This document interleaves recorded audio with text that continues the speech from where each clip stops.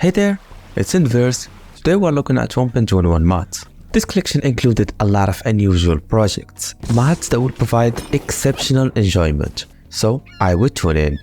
Now without any further ado, let's dive into the video.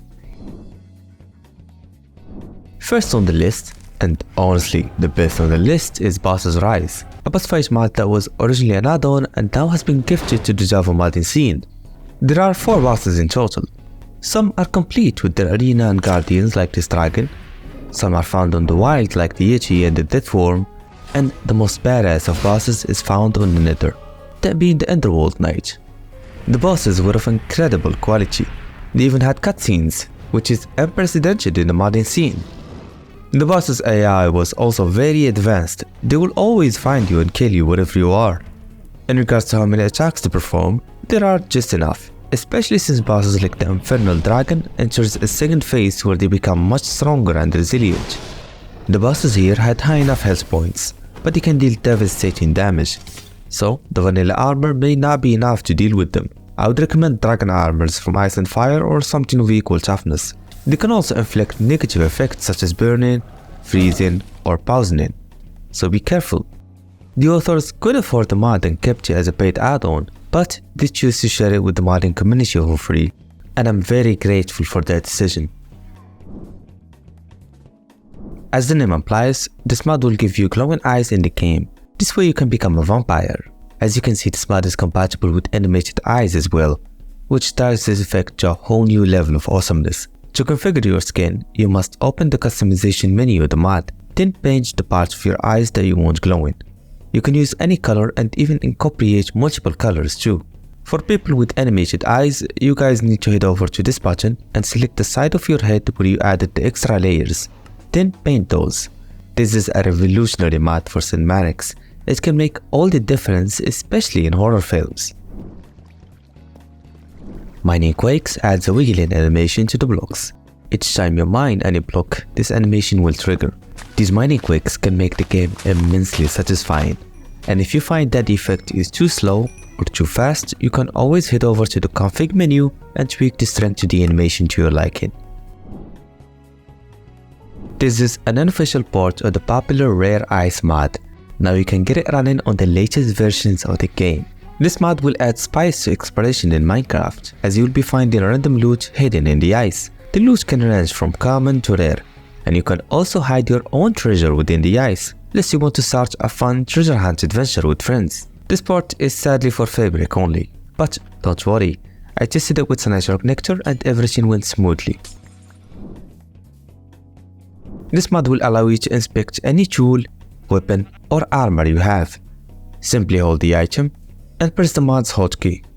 Inspectability works with custom texture packs, even the high-end realistic ones like Patrix, and modded items are also supported. The only issue I faced was with Hold My Items mod. This is an awesome client-sided mod and can help you explore the full model of any item you have, vanilla or modded.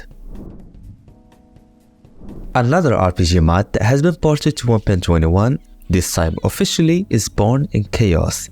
With this mod you'll have tons of new enemies to fight. This way you can test your combat skills and equipment. There are even bosses too. They are incredibly strong and will give you a hard time regardless of your armors. Born in Chaos update is yet another step to a fully optimized and smooth 1.21 RPG mod pack. By the time Alex's mods catch up, there will be no more need for 1.20.1. Your friends know about Sound Physics Remastered, a mod that made sounds bounce off the walls and back to you, creating a realistic echo sound effect. This next mod takes that feature to the next level, with sounds being fully ray traced now. Here, take a listen.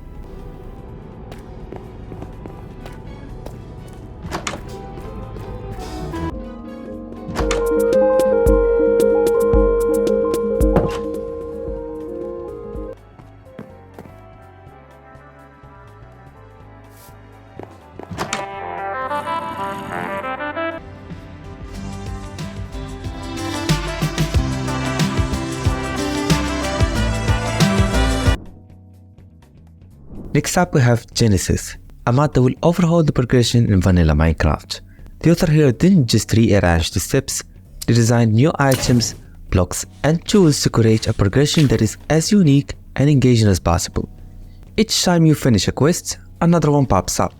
Eventually, you'll find yourself immersed in what is otherwise a confusing and often ignored part of the game. This mod will make the game's beginnings a lot more exciting and fun to follow through. It also incentivizes you to explore many parts of the game in a cohesive order. Paragliders is yet another project to update to the latest releases after several years of stagnation. This mod will give you 2 new items that will slow your fall and help you glide gracefully from any height. Just keep track of the stamina bar or you may fall and die. As you can see, I used this mod with Towers of the Wild mod.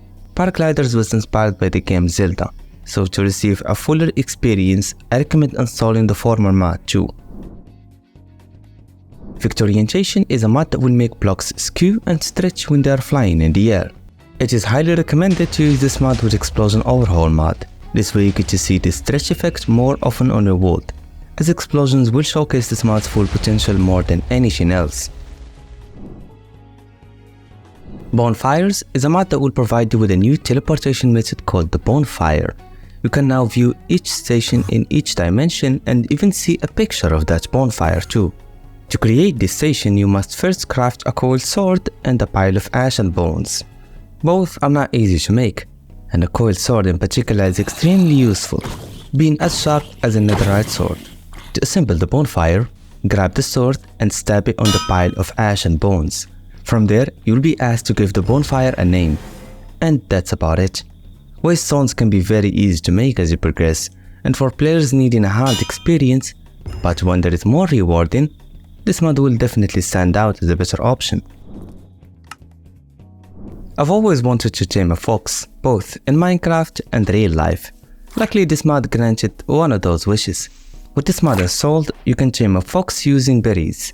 When tamed, the fox will follow you around, and you may also right-click it to stay in place. I highly recommend for the author to try and weaponize the tamed foxes somehow, or at least give them special uses. This way, tamed foxes will have a purpose. Better Enchanting is a mod that offers a completely new enchanting system to the game. The first thing you'll notice is this new user interface. It looks quite different, but more importantly, quite clear. Now you can choose any type of enchantment you want to add to your tool or armor.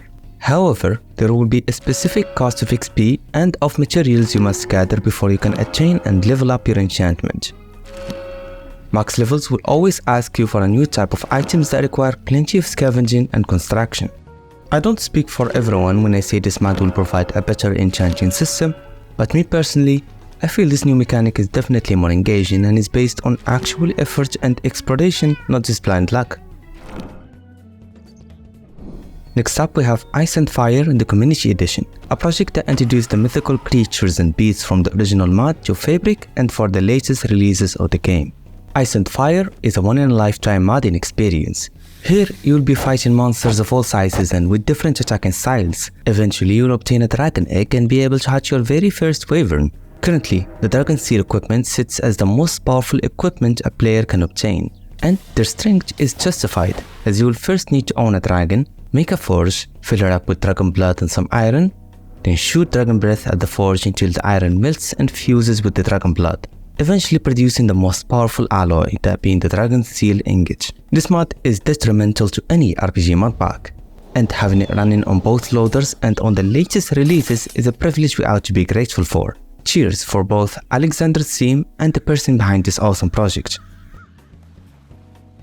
Piggybacks is a mod that will allow you to piggyback your friend. All you need to do is shift in the slab, release the shift and your friend will be able to ride on your back through right-clicking you. This is a hilarious mod, and I'm sure you'll have plenty of fun trying it out with some of your pals. Antique Atlas is also a mod that has been updated after years.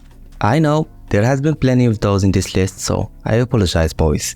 For those unfamiliar with this mod, it added a craftable item called the Antique Atlas, a map that will cover all of your discovered areas and most importantly, features this rustic medieval style, perfect for role-playing a medieval fantasy or something of that sort. You can also add markers with a variety of icons. This way you can personalize each one of your waypoints. I've seen a similar style of world maps in Witcher 3, though this mod is definitely less colorful. My only suggestion for the author would be to add support for modded structures too. Project is awesome all around. Natural Philosophy is a Vol'jin mod that beautifies vanilla biomes through adding more foliage to the forest and the lakes, resulting in some fabulous sights of nature. The mod included supports for mods like Arborea, Unnamed Desert, Stony Cliffs Are Cool, Snow Under Trees, and more. It is advisable to use Distant Horizons. It's not necessary per se, but will help you experience prettier graphics. And I'm sure a couple of days from now we may see Squatch making yet another world generation video including this mod. Polar's Exploration Editions is a major content mod that expanded upon the vanilla content. The new content ranged from new biomes to new structures to new mobs, and the list goes on. What unites the feature here is how relatively vanilla friendly they are. I mean, they are based on vanilla elements, so what can you expect? If you are looking for a heavyweight VanillaPLUS mod, then this is the best and one of the few options for you. Pufferfish's Biome Dither will make biomes ease into one another. As you can see, their blocks will interconnect and it looks quite beautiful from above. When using texture packs like Zali's Enhanced Vanilla, this crossing becomes seamless and prettier. This is a unique and small Vol'jin mod, perhaps the smallest of its kind, but it managed to blend the biome together incredibly well. It's even compatible with biomes from other mods like Therlit, so you can add it to your mod pack too. Just make sure to add it before starting the mod pack or early on. This way corruptions are averted. 3D Armor is a mod that will give armors a 3D appearance. It looks quite marvelous, especially with chainmail armors. What struck me about this mod is how it supports texture packs too, so you can benefit from it even if you have a pack covering your armors. When I tried the mod for the first time, it had terrible performance even without shaders. But right now everything is working smoothly even with shaders on, so check it out. Thanks for watching. A lot more incredible 1.21 mods have been released recently. Some giants also followed the lead and ported over to that version. To know more, I highly recommend watching last month's collection. Like and subscribe if you are enjoying these videos. I'll see ya in the next one, my friend.